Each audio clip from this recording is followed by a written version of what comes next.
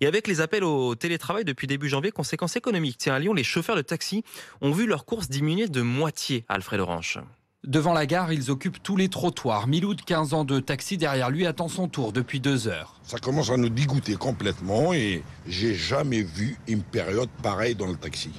Jamais. Alors pour se défouler, chaque chauffeur a son passe-temps, comme par exemple passer un coup de brosse sur les tapis de voiture. Le temps qu'on attend les nouveaux clients, on en profite pour avoir un véhicule propre. Avec la généralisation du télétravail, certains professionnels accusent une baisse de 80% de leur chiffre d'affaires. C'est le cas de Nasser. Moins de voyageurs à l'aéroport, moins de touristes, moins de commerciaux. Sur le parvis de la gare, il y a tout de même quelques gagnants. Pour le client, c'est une très bonne chose, c'est-à-dire qu'on n'attend pas la sortie du train.